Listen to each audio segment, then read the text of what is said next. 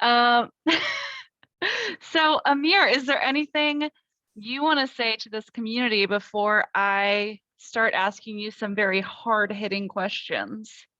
Yeah, well, thank you, Laura, and it's good to see everyone on the screen. And Mac, your dog is adorable. I wish he or she was with us as well.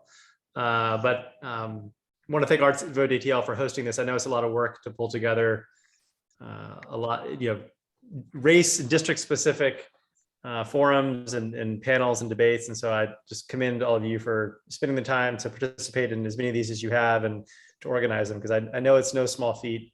And so I just want to be, I want to recognize that and be grateful for it, because it's a lot of work, but it means, hopefully, but I think it means that arts and culture, all aspects of it we can get into, is taken as a more substantive policy concern by council members and the mayor when we all get elected and take office. And so, as all of you know, it's been a really rough couple of years, and that's already coming from a place of great vulnerability for the arts and culture community. And I think now is a great opportunity as we move into a new administration and new council to really get some stuff done, frankly, in the first 6 months or so, because I think often there's a kind of a grace period of friendliness and people like, let's get some stuff done, and before egos and agendas get in the way. And so I think this is really important that y'all are hosting these conversations, and I'm very grateful to be with all of you today and happy to talk about whatever's on your mind. So I have a handful of questions, and then also I'm sure we'll have time for y'all to ask questions of Amir as well. If you want to ask a question and for some reason don't want to ask it out loud, you can message it to me privately and I will ask it of Amir. I have no qualms. I'm like, what's the word I'm looking for? No pride? Maybe that's the word. Anyways, you really teed me up there with that 6-month setup, Amir. So as you know, the city has not had a cultural plan since 2006. As someone who's been in your seat for the past 4 years, what do you think the barriers to that are? And how do you plan to overcome them? And then what can we do to help with that? Yeah, no, that's a great question. When I took office 4 years ago, I said, look, we need to have a cultural plan for the district. I thought I'd start, small is the wrong word, but start focused on what I was elected to represent. And I think quickly said, before I do that, let's actually do some thinking about what's the best way to lean into arts and culture policy and needs. And that's why I had an arts and culture advisor position posted, and Susanna Darrow has been playing that role for the last 4 years, as long as she's just a lot of other stuff too, but in part she's been played that role for me.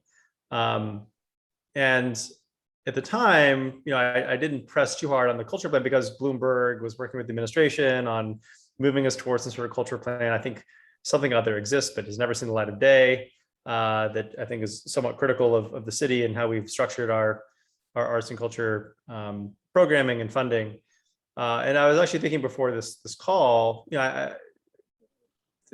timing is a little bit of everything, but I said, it's probably wise to introduce a resolution once we get into the first part of 2022, in that first month, calling on the city to conduct a culture plan by the end of 2022, or I guess by the end of 2023, anything about the timing of it, and to find the funding back. So the reason I think the timing is right is you're going to have a new council. I think there'll be a lot of arts friendly folks on it. You'll have a new mayor who, whether they're a new mayor or a return mayor, there's just kind of this fluidity moment in the first kind of quarter of 6 months of administration where things kind of move, and you'll have a budget that gets voted on in May. And oftentimes in that first 6 months, there's just a lot of opportunity to kind of get stuff done. That's when we doubled arts funding the last time around in 2018, in the first 6 months of that new cycle of folks. So look, I'll commit you now to introduce a resolution for it and probably get as many signatories as I can. The bigger thing would be, then can we find funding in the budget to do it, whether it's in the general fund budget or some other source of funding. It could be philanthropy, but this is overdue. I think the last one happened in the mid 2000s under Mayor Franklin, and so we haven't seen one in a long time. and other cities have kind of shamed us and with really remarkable cultural plans from Chicago to Seattle and a bunch of others. And sometimes I worry, and I'll stop talking and we can talk about other things, but I think we coast a little bit on the strength of our creative community, and we hold it up as this kind of great success of the city, but it's at no or very little. It's due to very little support from the city, which is a bit shameful. And so it's something we'll need to work on.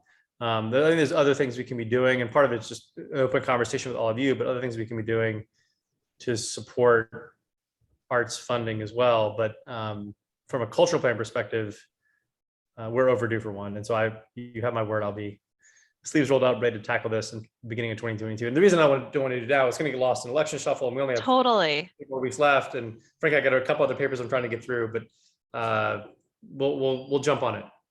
I love that. And one of the things that we've been trying to do with these forums where there are contested candidacies is build the relationships now so that we can be reaching out to them once they're elected to let them know what our priority platforms are. So we can hopefully find some allies for you pretty early on before they're even sworn in, so that we can get that cultural plan resolution passed through.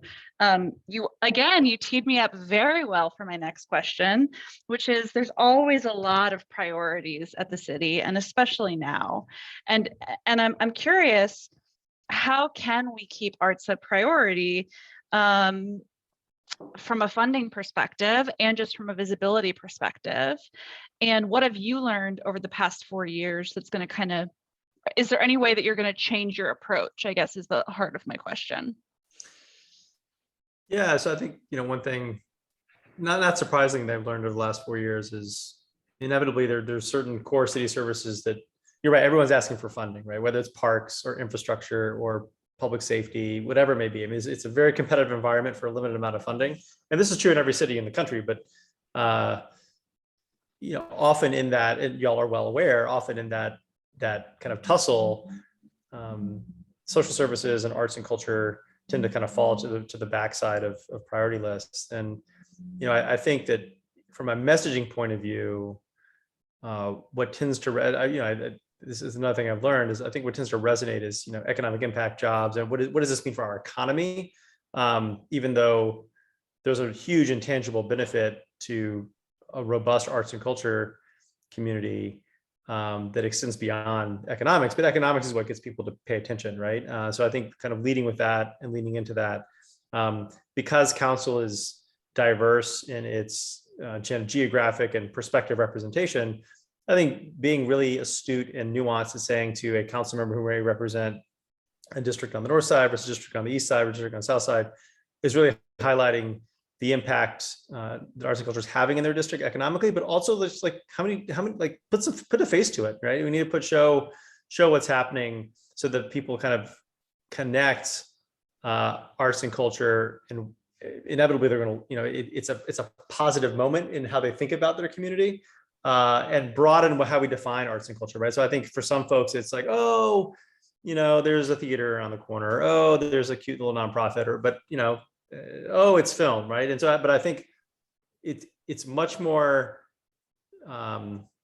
pervasive, even if you define it, just moderately broadly. It's much more pervasive than I think the average council member thinks. And so, being able to communicate clearly what arts and culture means and what it looks like in their community is top of mind to getting things done. You asked me, there was a second part of that question that I was going to answer. I already forgot what it was, Laura. You asked me a question at the end. I did too. Oh, what did you learn? What would you do differently? I think you kind of answered that. Yeah, but what would I do differently? I've grappled with this a bit because I feel there's times when I haven't been as like full on aggressive as I would have liked to have been. And I think good examples on either I forget what it was called under President Trump. It's just like COVID relief funding, right? ARP funding now. And, ARP, yeah. Yeah. And I when there's the mayor presents to us, or she presented to us, like, here's how I want to spend the art funding. And there's very little negotiation with it all. It's like, here's how it's going to be spent. And I just picked up the phone. I called the deputy chief operating officer and said, hey, here's some concerns about this kind of nebulous arts and culture funding. Like, how is this actually going to be distributed? Who's going to distribute it? Can we prioritize certain groups within it? Small and medium nonprofits, especially solo practitioners. Is there a space here to make sure that gig workers or performers can access these funds? And those conversations were had privately.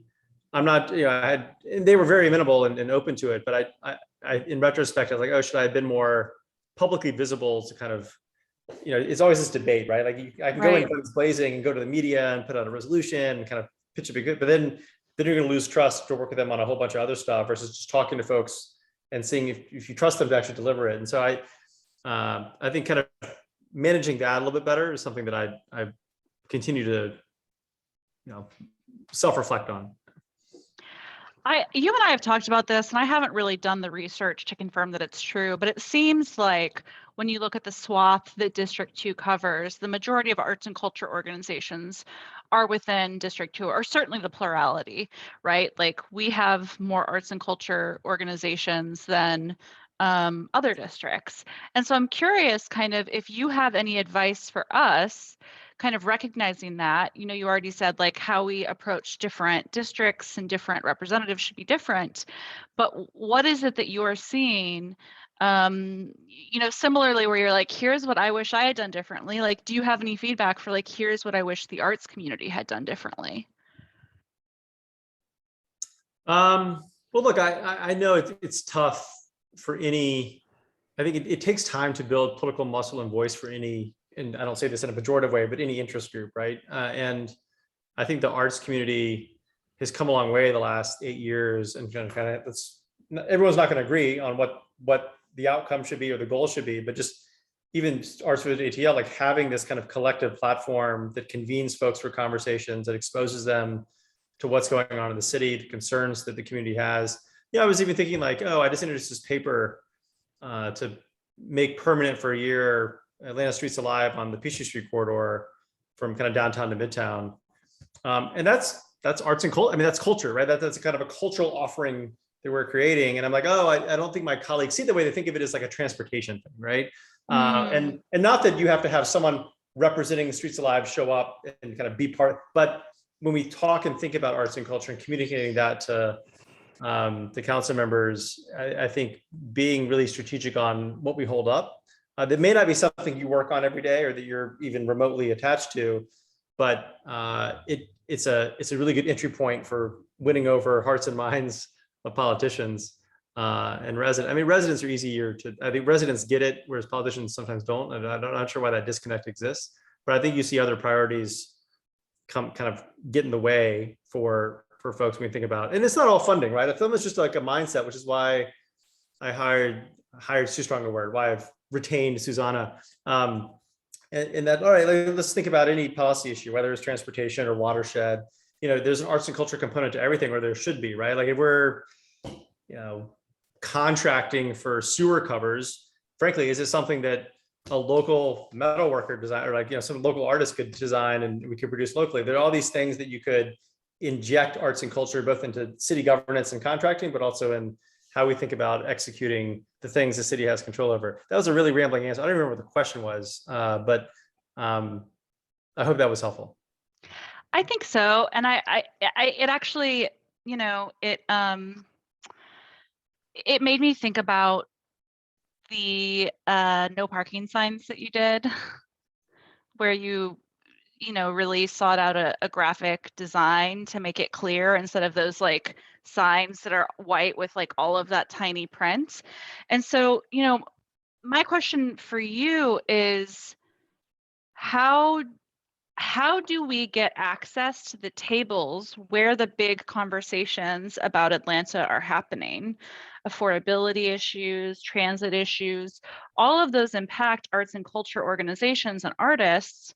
So my question for you is like, how can we get access to those? And is there something that you can do to help us get access to those conversations? That's a really, really, really good framing. That puts the burden, frankly, on me, rightfully, to create some action. And I was just sitting here thinking, as you're asking that question, like, oh, frankly, I should just create, once we get into 2022, let me invite. It may be one-on-one meetings or one-on-group meetings, or we can do a collective, but like, let me invite all the city commissioners, or the ones we can identify, whether it's parks or police or watershed, city planning, and sit down with you, whoever, some kind of collective of the arts and culture community, to say, look, there's an intersection here with everything you do.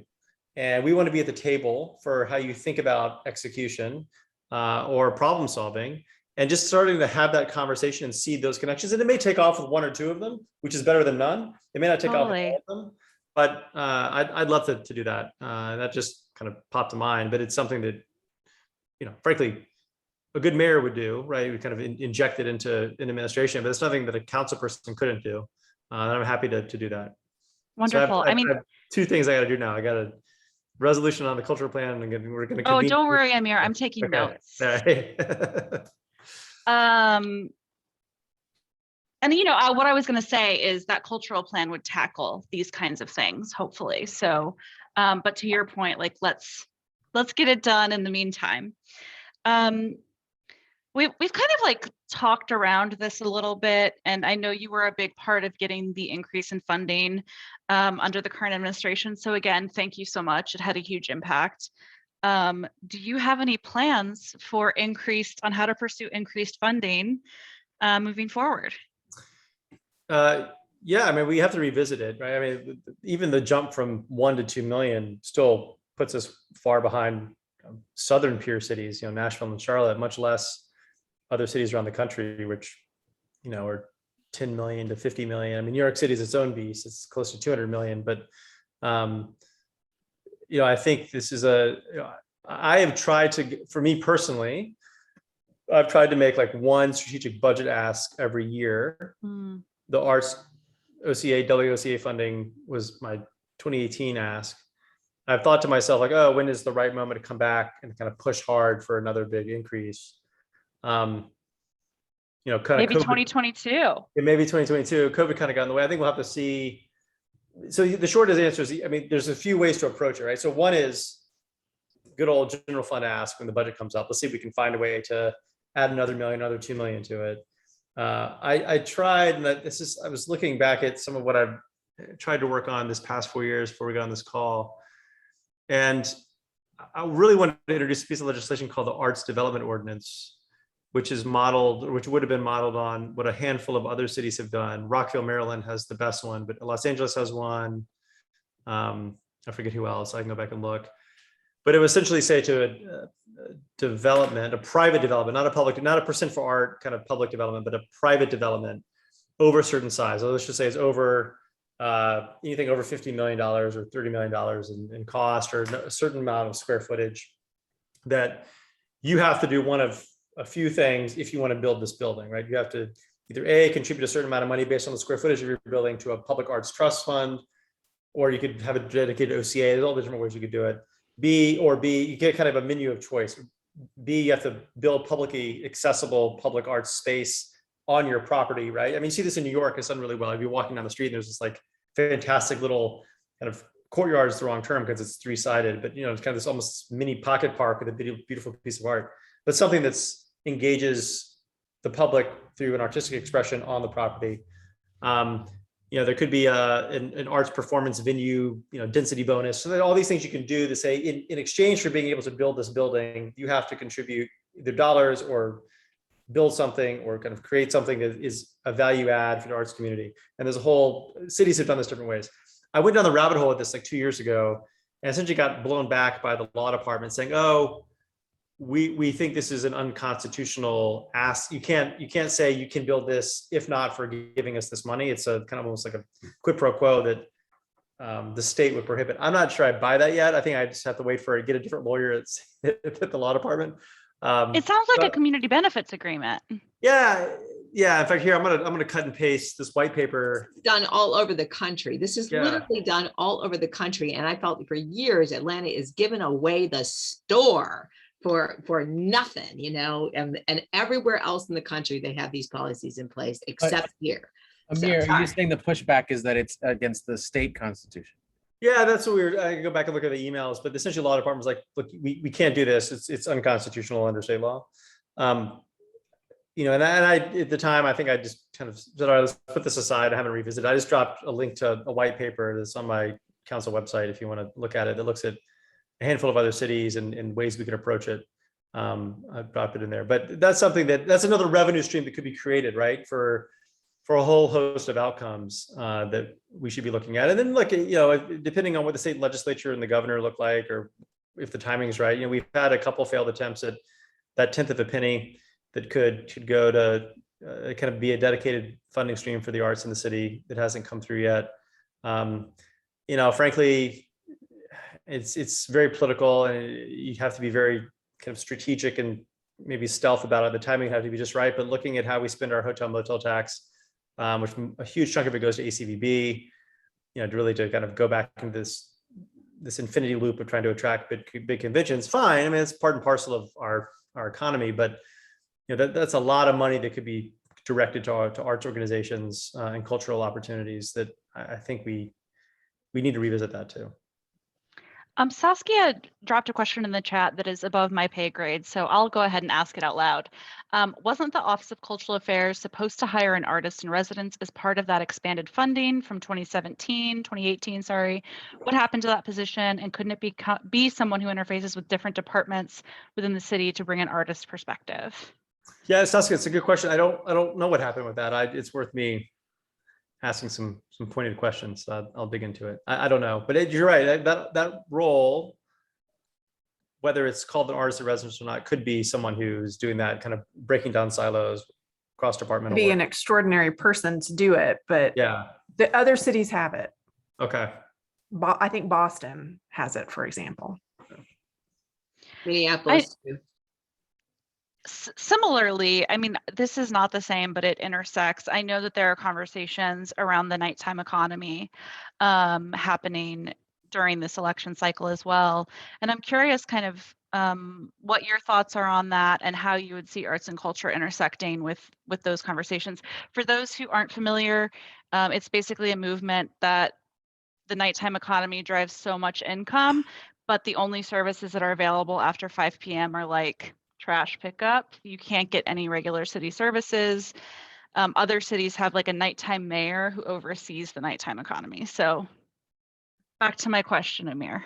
Yeah, I don't know if you were like vaguely teeing me up for something I'm very complex. I just introduced legislation on this last week, but I did not know that. okay, yeah. So I love it. It was my legislation. So I introduced legislation this past Monday. In fact, after this, I'm getting on a call with 11 Live who wants to talk about it. But to request that the mayor launch a feasibility study on establishing, it's the common parlance is a nightmare. It's not replacing the mayor, but it's like a nighttime economy czar, a night czar. It does the numbers. Amsterdam was the first to do this in the early 2000s. A bunch of other cities have done it since. DC has an office of nightlife. Detroit has a similar office. But it's a person or a group of people who wake up every day or stay up every night thinking about what are all the problems that need to be solved to make sure the nighttime economy works really well. And that's, I think our minds automatically go to bars and nightclubs. Fine, that's part of it. But it's also, there's universities and hospitals and hotels that are open. Can their workers get to and from work? Is the MARTA bus route running at the right frequency and time so that folks can get where they're going? Is there a street closure that needs to be coordinated with a performance venue nearby so that everything works really well? Like all these things that tend to kind of fall by the wayside once the clock hits, say, 8 o'clock. And we just kind of let things kind of go through inertia of what we expect nightlife to do. And frankly, the nighttime economy is a huge part of our economy. It could be even more. I think if you're really smart about navigating both opportunities and tension points, whether it's between residents and establishments or establishments and other establishments or the city and other stakeholders, figuring out how to make it work really well can create a whole bunch of new activity, right? So there's probably, for example, if you can create the right combination of streetscape, street lighting, food trucks and existing infrastructure for something that's going on, like could you, create a whole vibrant part of town or ecosystem that's existing until 2 a.m., right? That makes everyone want to come to the city for a whole nother reason. And so I think you look around what's been done, and did I drop it in there yet? I'll drop another white paper in there. Yeah, I'll drop another white paper in. You love your white papers, Amir. We do a lot of research. We feel like we should make it public. There's the nightmare white paper. There's a bunch of different ways to do it. And I think that the start was to say, right now there's a moment for this conversation because everyone's like, oh, nighttime, public safety is a problem. Like, okay, public safety is part of this, but this role is really bigger than that. It's really coordinating across city departments, but also with stakeholders outside City Hall, whether it's a physical brick and mortar place like the Plaza Theater, or it's a group of stakeholders to say, hey, we're not being well served by X, Y. I mean, here's an example. I remember when scooters kind of hit peak fury in 2018, and we had a couple deaths. The mayor's reaction was to say, you can't rent them after 9 o'clock at night, which was bad policy. And the pushback I got, which wasn't much, but it was valid, was from people who worked at restaurants and hotels who said, look, these are actually really useful for me because I get off work at 11:30 or midnight. I hop on a scooter, I either ride it home or I ride it to the nearest MARTA station and I take that home. And now you're yanking that away from me. I'm gonna have to figure out a whole other way to get around. And there was probably a solution there that a nighttime economy person could have said, look, we really just need 50 of these scooters or 100 of these scooters set out in a few key locations to let these folks use them so that they can get to and from work, because it's important for people to be able to get to work so that these places can run. And those types of issues tend to fall through the cracks because we just assume that, by 11 o'clock, everyone's asleep and the police will take care of everything else. And that's really not how a vibrant city works at night. I know Commissioner Keene was kind of key on those things. When I was with the Old Fourth Ward Business Association, we had some conversations with him about the nighttime economy. Are you kind of seeing the same level of support from City Hall, or do you think it's likely that that's going to happen? Yeah, so City Hall's in a weird kind of lame duck vortex right now, but I did just get off a call with, unrelated to this conversation, with Commissioner Keene an hour before this, and he actually brought up this legislation saying, hey, we want to be helpful in this. So what will likely happen is now that we've introduced the legislation, we'll hold it. We'll do probably do a work session. I'll probably invite some folks from other cities who do this work to pipe in and have Commissioner Keene because he mentioned the work on Edgewood as well, and some of the findings they found. I'm hopeful. I think we'll be able to get this done within the next 6 months or so and add this person to the budget. But the next mayor could come along and be like, no, this is a bad idea. I'm not going to, I don't want this thing. But we'll work on it. I'm hopeful. I mean, council members were either really enthusiastic about it or open-mindedly curious. No one was like, this is a bad idea. So that's great. I'm hopeful. Yeah. You brought this up when you were talking about the relief funding that came down to Atlanta about gig workers and independent artists. They were obviously some of the hardest hit during the pandemic. And I'm curious what policies you'll support that will direct the needs of those whose jobs just stopped like that. Yeah, this is where I have a bit of guilt, because I think we really dropped the ball on this with respect to how we distributed or made available funding. So Seattle, Portland, predictably, one of those two, I think it was Seattle, was like very, very aggressive in setting aside in the immediate impact of COVID, like in March, April, June 2020. They set aside a huge chunk of money specifically for independent contractors, independent artists.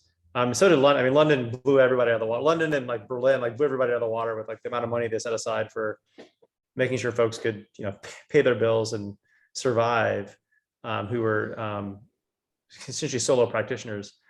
And this is where I think in an emergency situation, we need to be very mindful that this is a community and a group of workers that needs more aggressive support, particularly if you're not employed, don't have health benefits, et cetera. And look, it doesn't all fall in the city, it falls in the county, the state, the federal government. There's all these different buckets that need to create the safety net. But on a day-to-day basis, so let's just say theoretically, we're in a post-COVID world and folks are back running around, showing up at venues and whatnot.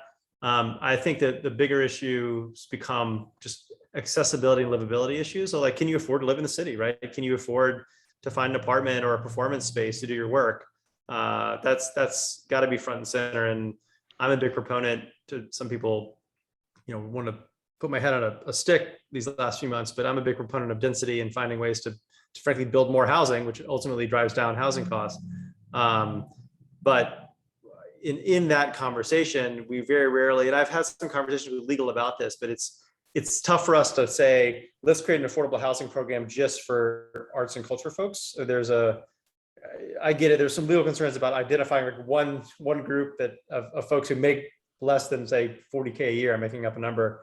That need housing assistance. I think that's a generous amount. I think we're talking way lower than that. 20K a year, right? Like whatever it may be. You really need to make it available to everybody who's making less than 20K. You're not just so, but that's a broader city issue. And I think, I probably have a few blind spots on look, if you're a solo practitioner and independent contractor, you're a musician, you're a sculptor, whatever it is you do, right?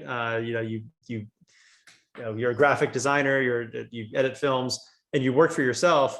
You're working largely in isolation, right? So there's not a collective union or voice that says, hey, we need X or Y. And so their voices tend not to get heard when we have these moments of need. And I think I probably need to spend some time working with all of y'all to the extent you have access and can create a convening around it. Like, what do these arts and culture workers need who may not be employed by a nonprofit or a for-profit entity that falls in the arts and culture bucket, but what do independent contractors need from that the city can provide or should be working toward to make their lives possible in our city? Chris dropped a question in the chat that I'll go ahead and read out loud.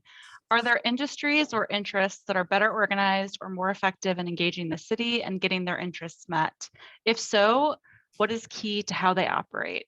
Yeah, that's a great question, Chris. I think it's the story of American democratic politics it tends to be groups that have money, right? So they tend to generate enough money to have a bunch of lobbyists running around, or they've been around long enough to twist your arm on various things.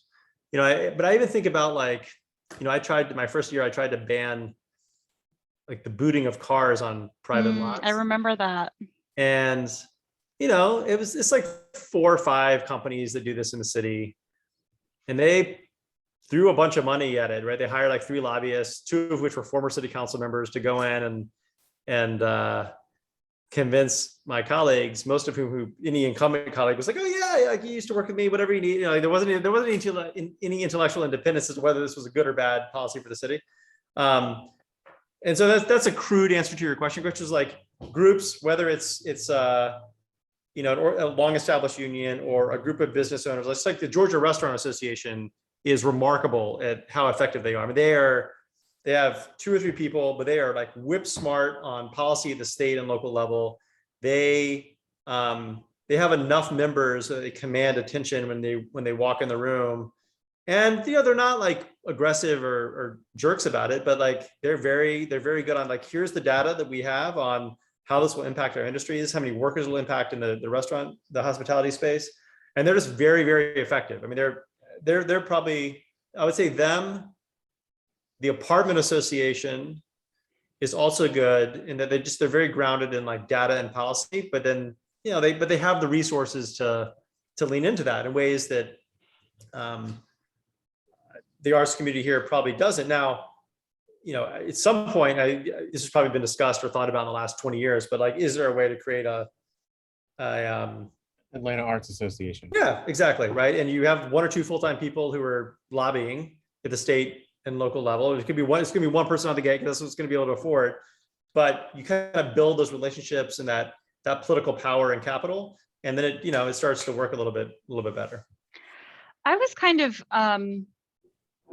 shocked to learn that at the state level, legislation is sometimes written by lobbyists and then, kind of signed by legislators. And I'm curious if you kind of see that at the city level, or I'm just curious how that works at the city level. Yeah, the city's not immune to it. I'm trying to think if I've come across legislation, I've even done it myself.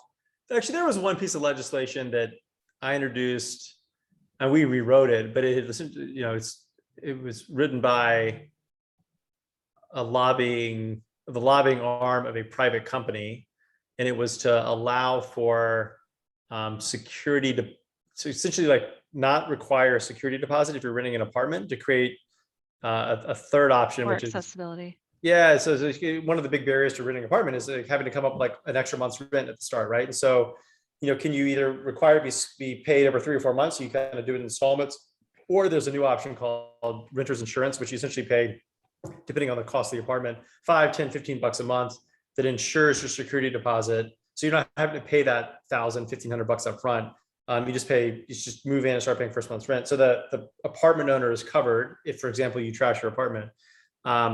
But anyway, that piece of legislation, like I didn't come up with that on my own. I kind of saw it somewhere else. And then this group reached out to us and said, do you want to introduce it here? And we work with them on it. So it's not uncommon. And if there's something that y'all see somewhere else that you'd like to see here, like, let's talk about it. I don't need originality credit to introduce something.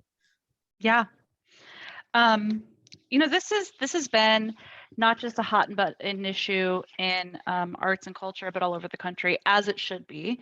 But I'm curious, what you propose the city does or you can do to support more equity when it comes to funding opportunities. And if you have any ideas on who should lead that at the city level. And when you say funding opportunities for arts organizations. And artists. Yeah.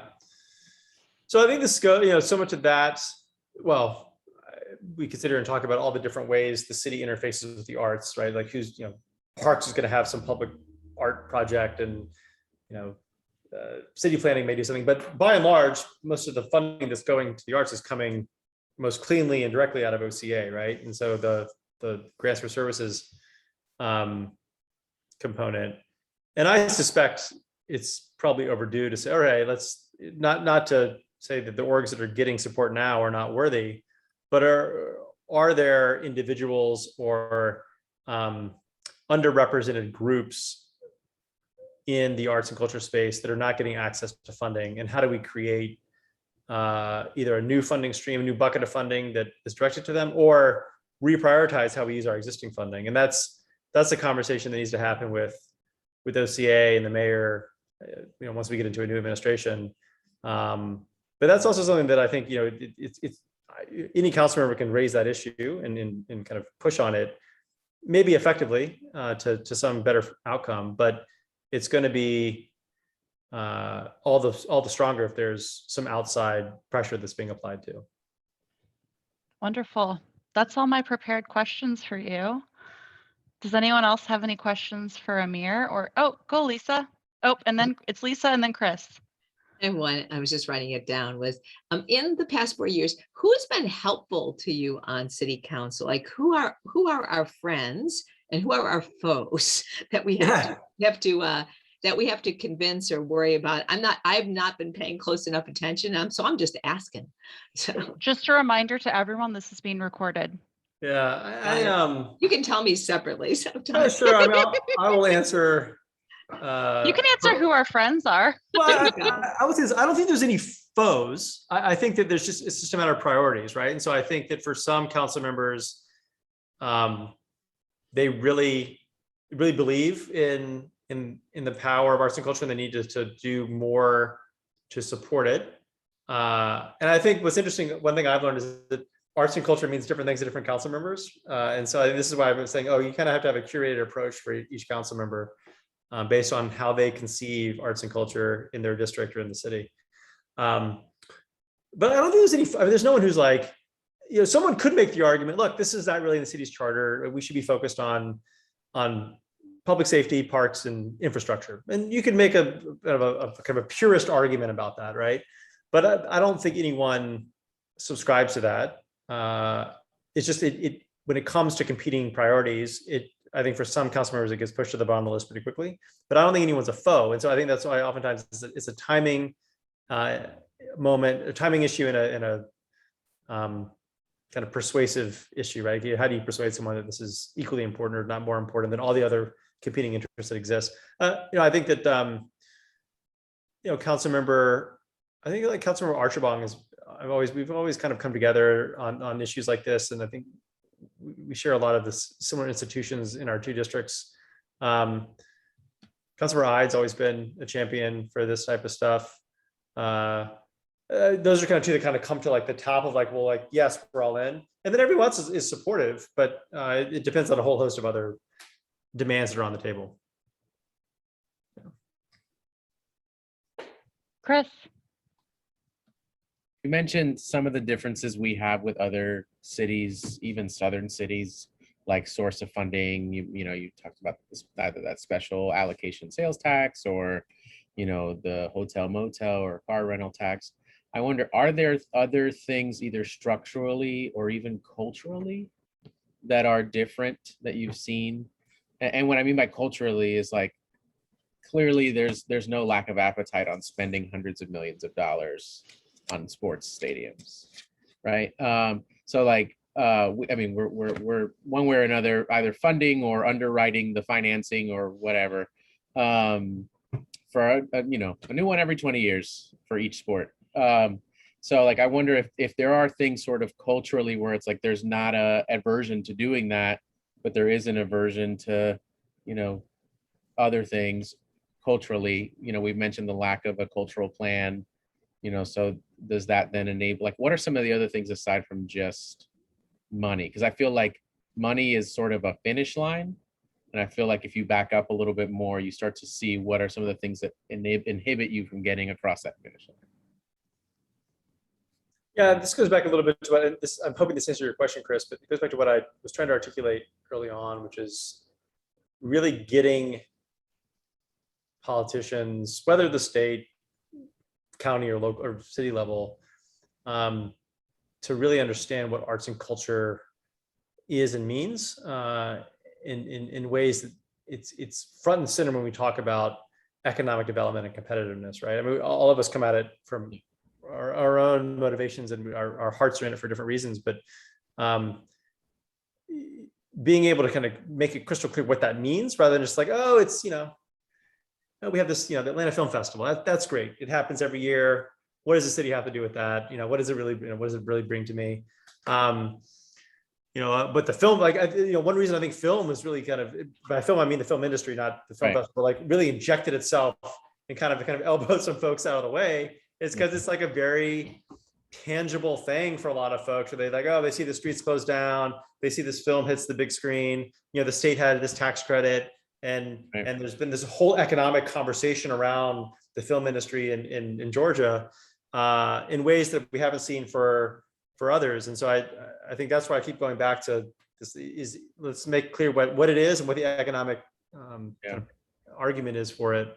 I'm not sure that answered your question. You started No, it does. I mean, I guess I was looking, it was part of what you talked about, and the film industry has been basically almost singularly focused on the state level. It has not really worked to lobby the city or the counties much, because it's at the state level where that tax credit exists. And the fact that they're not asking for funding, but they're asking for a tax credit, where it's like the state will only give up $1 after it's already gotten $3,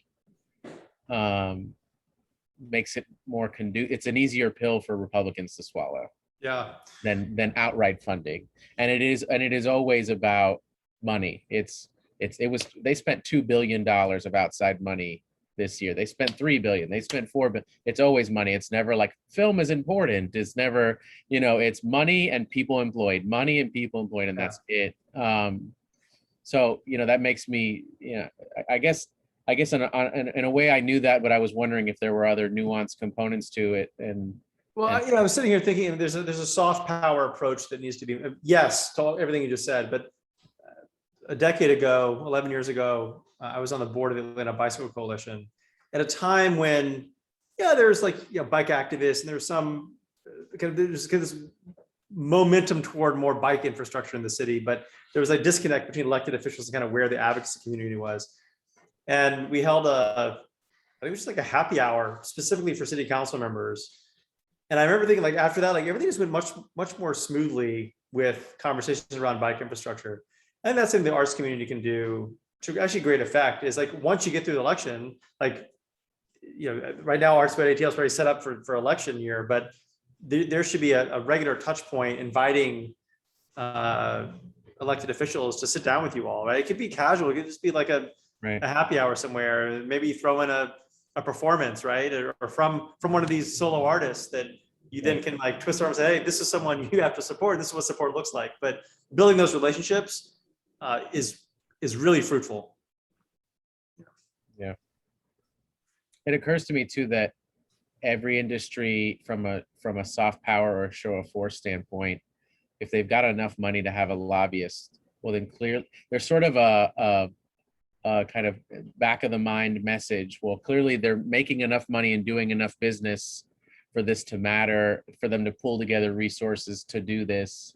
You know, like it's sort of like almost, you know, it's an impression that it gives, right? Yeah. And so It's I like a think self-fulfilling prophecy. in some ways, yeah. And so by like not having an actual professional association, it's like, well, then is there really enough money and jobs and people involved for this to actually matter? Like, even if that's not consciously a decision people are making, like it ends up being the difference between sort of being taken seriously or not.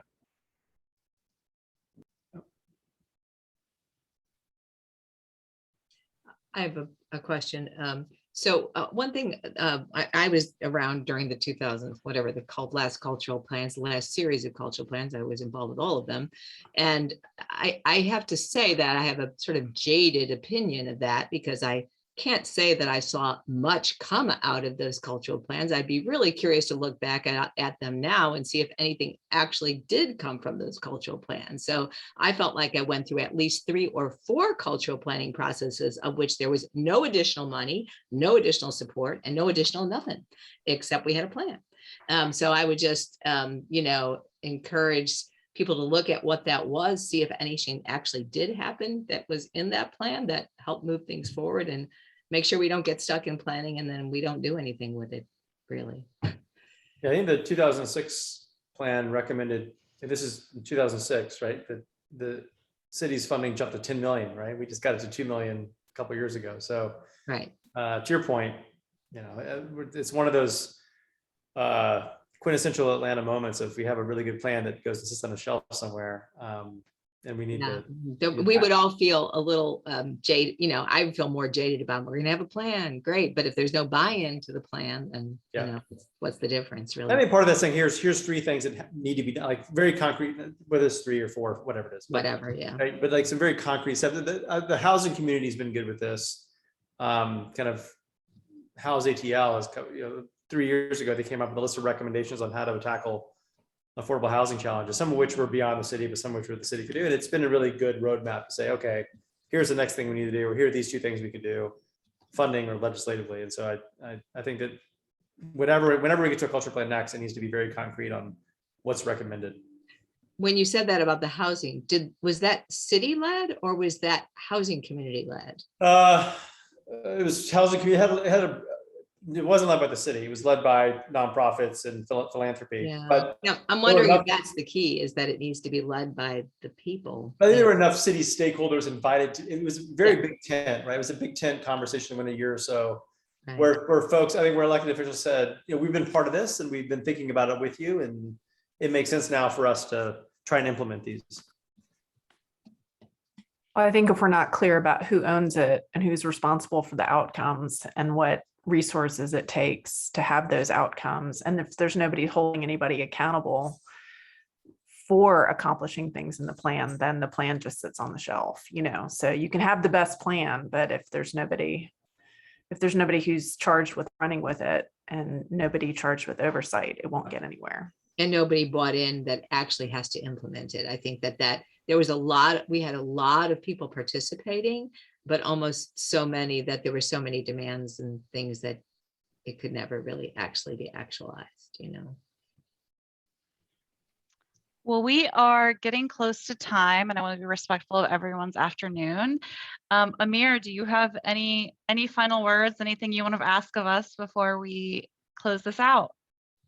No, I have yes, I guess my question is, I don't know why I said no. Not a question, but just a request that, I will try and do my part as I head into a second term to make sure these conversations doesn't have to be this formalized or kind of regular, but that maybe we together, those of us on this call, but I know there's a much bigger community beyond the Zoom call, come up with a couple goals for the next 4 years, some short term, some kind of long term, and said, okay, let's say if success looks like X in 4 years from now, what do we need to do to knock that out, and start to kind of build a timeline for things to tackle on the city side. And I'm happy to work with you all on that. Wonderful. Thanks, Amir. Yeah, Thank you thanks, so y'all. much. Thank you. Have a great rest of your afternoon, everyone. Thank Thanks, you. Mayor. Thanks so Take much. care. Appreciate it.